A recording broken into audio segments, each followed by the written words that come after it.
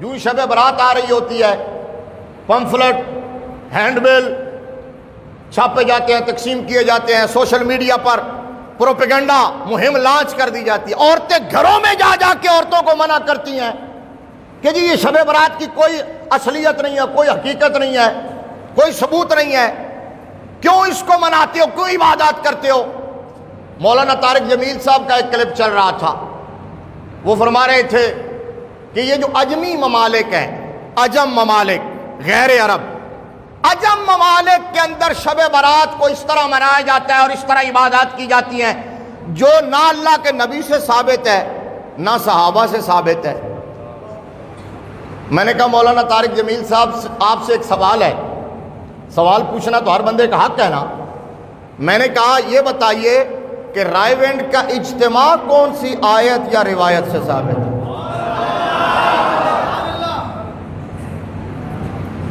ہاتھ میں چولہا، چینک، لوٹا، بغل میں مسلح، کمر پہ بستر، یہ صحابہ کی سنت ہے یا اللہ کے نبی کی سنت ہے؟ میں نے کہا یار کچھ تو خیال کریں، کچھ تو خیال کریں کہ جو آپ کے دل میں آئے، جس کو آپ پسند کریں وہ جائز ہو جائے، اور جو آپ کے من میں نہ آئے وہ ناجائز ہو جائے۔ میں نے کہا 25واں پارہ قرآن کا سورہ دخان کی ابتدائی آیات اور خاص طور پر آیت نمبر 3 انا انزلناہ فی لیلۃ مبارکہ، مفسرین کرام کی بے شمار تعداد ہے جنہوں نے لکھا نہیں ہے کہ اس لیلہ مبارکہ سے مراد شب برات ہے، 15 شعبان المعظم کی رات ہے۔ اس کا مطلب قرآن کہہ رہا ہے کہ آنے والی رات برکت والی رات ہے، یہ نزول قرآن کی رات ہے، یہ بجٹ کی تیاری کی رات ہے۔ تو پھر جب برکت والی رات ہے تو اس برکت والی رات میں اللہ کی برکتوں اور رحمتوں سے اپنا دامن بھرنا نہیں چاہیے؟ اور شعب الایمان کے اندر امام بہقی نے روایت نقل کیا، امام عبد الرزاق نے اپنے مصنف میں یہ روایت نقل کیا ہے، آپ کو اور میرے لجپال نبی نے فرمایا 5 راتیں ایسی ہیں جن راتوں میں مانگی جانے والی دعا میرا رب رد نہیں فرماتا ہے۔ ان میں ایک جمعہ کی رات ہے، ایک رجب کی پہلی رات ہے، ایک عید الفطر کی رات، ایک عید الاضحیٰ کی رات، اور ایک یہ آج جو رات آ رہی ہے 15 شعبان المعظم کی رات ہے۔ پھر بھی آپ کہتے ہیں کہاں لکھا ہے؟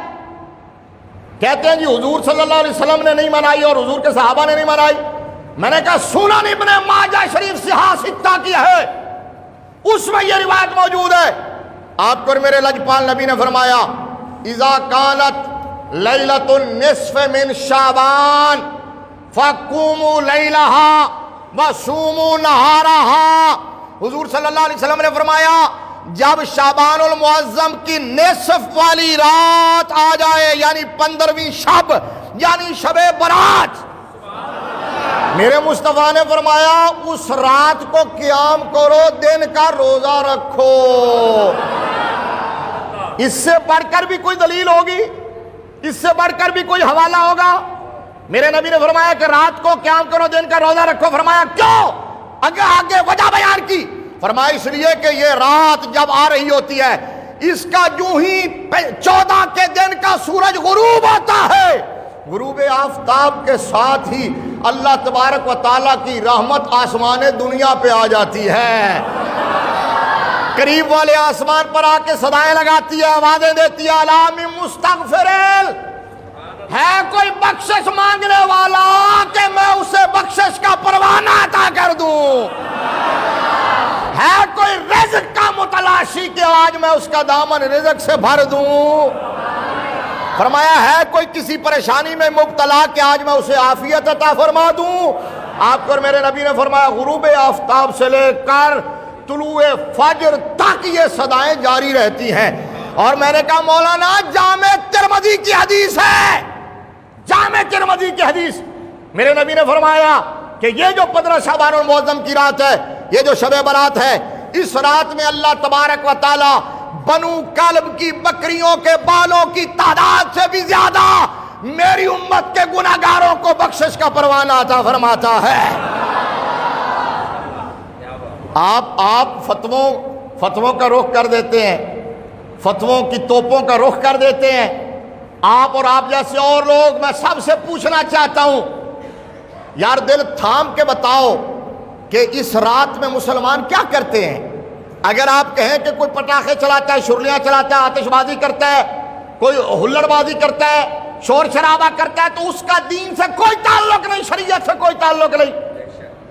نہ ہم اس کے حمایتی ہیں، نہ اس کو جسٹیفائی کرتے ہیں، نہ اس پر کوئی دلیل دیتے ہیں، نہ اس کا اہل سنت سے تعلق ہے۔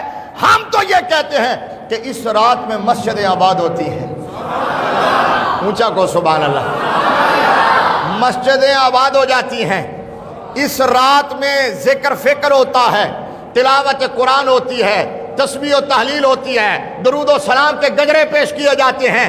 اس رات میں محافل سجتی ہیں، دین کی تبلیغ اور اشاعت اور تربیت ہوتی ہے۔ اگر رائے بینڈ کے اجتماع میں جا کے آپ ایک ہی وجہ کہتے ہیں کہ ہم دین سیکھنے کے لیے وہاں جاتے ہیں اس لیے وہ جائز ہے، تو اگر چٹیل میدان کے اندر دین سیکھنے کے لیے جمع ہوا جائے وہ جائز ہے، تو اگر کسی رات میں اللہ کے گھر کے اندر دین سیکھنے کے لیے امت جمع ہو جائے تو یہ کیسے ناجائز ہو سکتا ہے؟ جتنے کام میں نے بتائے ہیں، اگر محفل منعقد ہوتی ہے، ذکر فکر ہوتا ہے، تسبیح و تحلیل ہوتی ہے، اور درود و سلام پڑھا جاتا ہے، اگر دین کی باتیں ہوتی ہیں، اگر نوافل پڑھے جاتے ہیں، قرآن کی تلاوت ہوتی ہے، اگر کوئی صلاۃ و تسبیح پڑھتا ہے، اگر بیٹھ کے اللہ کو یاد کرتا ہے، دین سیکھتا ہے، یہ وہ سارے کام ہیں جن سے کوئی مسلمان نہیں روک سکتا۔ کسی مسلمان کو کوئی تکلیف، اگر اس سے تکلیف ہو تو شیطان کو ہونی چاہیے۔ شیطان کو ہوتی ہے کیونکہ اس نے کہا تھا، اس نے اللہ کی بارگاہ میں کہا تھا کہ لَأَقْعُدَنَّ لَهُمْ صِرَاطَكَ الْمُسْتَقِيمَ۔ اس نے کہا تھا میں صراط مستقیم پہ آ کے بیٹھوں گا۔ اس نے کہا میں صراط مستقیم پہ بیٹھوں گا، کسی کو سیدھے راستے پر چلنا نہیں دوں گا۔ اللہ کو چیلنج کر کے آیا تھا، چیلنج کر کے آیا تھا کہ میں صراط مستقیم پہ بیٹھوں گا، کسی کو میں نیکی کی طرف نہیں جانے دوں گا، تیری بارگاہ کی طرف نہیں آنے دوں گا، تیرے گھر کی طرف نہیں آنے دوں گا، میں آگے پیچھے دائیں بائیں سے آؤں گا، ہر حال میں روکوں گا۔ تو میں نے کہا یہاں اگر پریشانی ہو تو شیطان کو تو ہو، کیونکہ اس کا چیلنج جو ہے وہ نبی کے نوکر پاؤں تلے روند کے اللہ کی بارگاہ کی طرف آ رہے ہیں۔